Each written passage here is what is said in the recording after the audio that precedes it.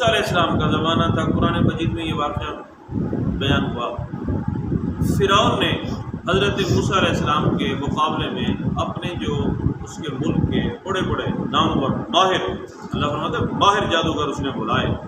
اس نے کہا کہ یہ حضرت موسیٰ علیہ السلام جو ہے نا معاذ یہ نبی نہیں ہے بلکہ یہ جادوگر ہے، اور اس کے مقابلے میں جادو لے آئے، تم جادوگروں کو لے آؤ، مقابلہ کراتے ہیں، وہ اچھے ماہر کاریگر ہوں گے، جادوگر ہوں گے تو یہ ہار مان جائے گی۔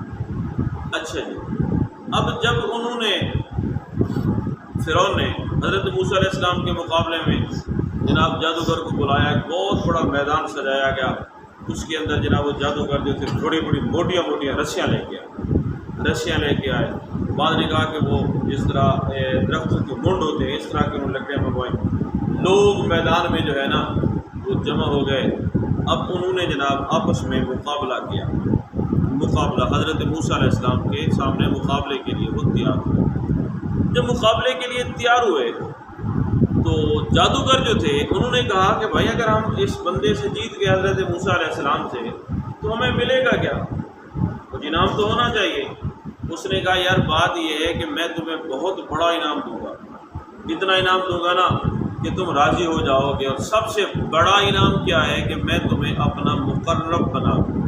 لیکن نا بادشاہ کا قرب، اور وہ ربوبیت کا دعوے دار تھا، اس کا اگر بندے کو قرب مل جائے تو ظاہر ہے کہ دنیاوی اعتبار سے تو بہت بڑی چیز ہے۔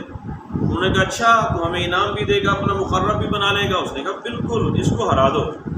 قرآن مجید میں آتا ہے، اللہ فرماتا ہے کہ انہوں نے لوگوں کی آنکھوں پہ سحر کر دیا، جادو کر دیا۔ تو موٹی موٹی رسیاں تھیں، ان کو محسوس ہوتا تھا کہ یار یہ تو سانپ ہے۔ مجمع کثیر تھا، میدان سجا ہوا تھا، اب وہ رسیاں جو تھیں ان کو سانپ نظر آ رہے ہیں۔ حضرت موسیٰ علیہ السلام کے سامنے انہوں نے کرتب دکھایا، جب وہ کرتب دکھا چکے اب وہ سانپ ہیں دوڑتے پھر رہے جناب، بڑے بڑے سانپ۔ قرآن مجید میں مختلف الفاظ میں سانپ کے کئی نام ہیں، عربی کے اندر 1000 سے بھی زائد نام ہیں۔ ہر طرح کے سانپ کو، جس طرح ہماری زبانوں میں بھی مختلف سانپوں کے مختلف نام ہیں۔ تو انہوں نے جناب دیکھا سانپ، حضرت موسیٰ علیہ السلام نے عرض کی مولا یہ تو سانپ رسیوں کو بنا کے دکھا رہے ہیں، سارا مجمع انہوں نے لوٹ لیا ہے، اب میں کیا کروں؟ اللہ نے فرمایا گھبرا نہیں، کیونکہ تو میرا ہے اور میں اپنے بندوں کو کبھی بے یار و مددگار چھوڑتا ہے۔ تو بے خوف ہو جا، کیونکہ تو میرا مقرب بندہ ہے، تو میرا رسول ہے، نبی ہے، میں تو تمہیں خوف زدہ ہونے بھی نہیں دوں گا نا، تو بے خوف ہو جا۔ اس طرح کر، یہ جو تیرے ہاتھ میں ہے نا چھوٹا عصا، اس کو ذرا پھینک کے تو دیکھ۔ حضرت موسیٰ علیہ السلام نے وہ عصا پھینکا، قرآن مجید کہتا ہے وہ عصا سانپ بنا، اژدہا بنا، اژدہا صرف سانپ نہیں، اژدہا بنا، اور وہ دوڑ رہا تھا۔ اب ان کی رسیاں لوگوں کو سانپ نظر آ رہی تھی، اور حضرت موسیٰ علیہ السلام کا جو سوٹا تھا وہ حقیقت میں سانپ بن گیا تھا، وہ سارے سانپوں کو کھا گیا، سب کو ہضم کر گیا۔ اس کے بعد حضرت موسیٰ علیہ السلام نے دوبارہ اس کو جب ہاتھ میں لیا تو وہ سوٹے کا سوٹا۔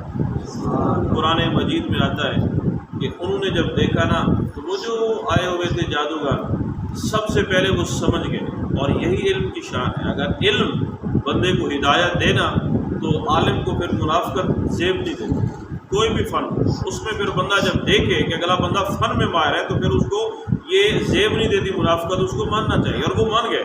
انہوں نے دیکھا کہ بھائی ہمارا تو جادو تھا، لیکن اگر یہ جادوگر ہوتا تو یہ تو سانپ، یہ کیا ہے؟ یہ تو حقیقت میں سانپ بن گیا ہے، اور یہ جادو نہیں ہے، اس کا مطلب یہ واقعی اللہ کا سچا نبی ہے۔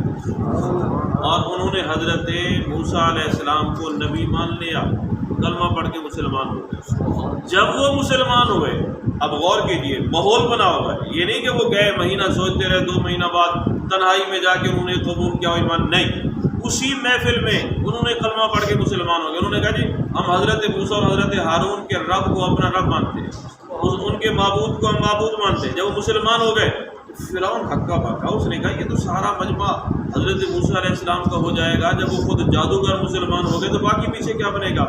اس نے ان کو کہا، ان جادوگروں کو کہا، اس نے کہا کہ تم نے میری اجازت کے بغیر اس کو نبی مان لیا، قرآن کی گواہی ہے، تم نے میری اجازت کے بغیر اس کو نبی مان لیا، مجھ سے پوچھا تک نہیں، مشورہ تک نہیں، اور میں نے تو تمہیں اس کے مقابلے کے لیے منگوایا تھا، ہرانے کے لیے، اور تم خود اس کے ہو گئے۔ تو اس نے کہا اچھا اب یہ میں تمہیں یا تو ایمان چھوڑ دو، اب استقامت کی بات، استقامت کی لذت ایمان کی جس کو ملتی ہے نا، اس نے کہا کہ یا تو ایمان چھوڑ دو ایمان نہیں چھوڑتے تو میں تمہارا وہ حشر کروں گا کہ رہتی دنیا تک تمہیں نشان عبرت بنا دوں گا۔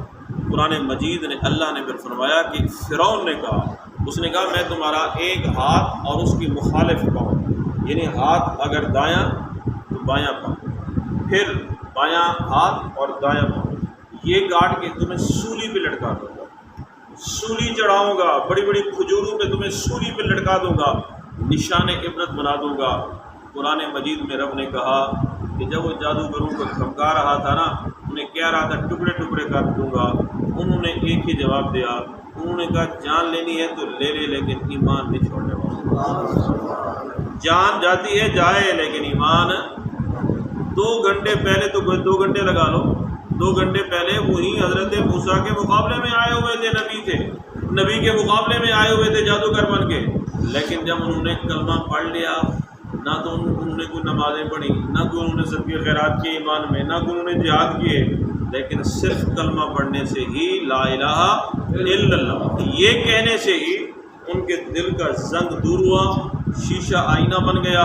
تو انہوں نے کہا بھائی اگر تو نے ٹکڑے ٹکڑے کرنے ہیں تو کر لے، نہ تو ہمیں تیرا قرب چاہیے، نہ تیری وزارتیں چاہیے، نہ ایمان چاہیے، ایمان تو نہ تیرا جو ہے نا کوئی کسی قسم کا کچھ بھی انعام چاہیے، ہمیں تو اب اپنی جان کی بھی پرواہ نہیں ہے، انعام بھی لے لے، جان بھی لے لے، سب کچھ لے لے، لیکن ایمان نہیں چھوڑنے والے ہے کیا؟ اللہ نے پھر انہی لوگوں کا ذکر قرآن میں کر دیا، اور رہتی دنیا تک قرآن کی تلاوت بھی ہوتی رہے گی، ان کا ذکر بھی ہوتا رہے گا۔ تو کہنے کا مقصد یہ ہے، جیسے حضور نے فرمایا کہ تو کہ آمنت باللہ ثم استقم، جب تو نے کہا نا کہ میں اللہ پہ ایمان لے آیا، پھر اس پہ ڈٹ جا، اس کے مقابلے میں کوئی دنیا کی نعمت آ جائے، کچھ بھی ہو جائے، تو پھر اس کے مقابلے میں ہر چیز چھوڑ دو، ایمان کو قبول کر دو۔ دنیا فانی ہے، ایمان باقی ہے، ایمان قبر میں لے جانے والی چیز ہے، اور یہ ایمان دنیا کو بھی سنوار دیتا ہے، قبر کو بھی سنوارے گا، آخرت کو بھی سنوار دے گا۔ اللہ ہم سب کو ایمان کامل عطا فرمائے۔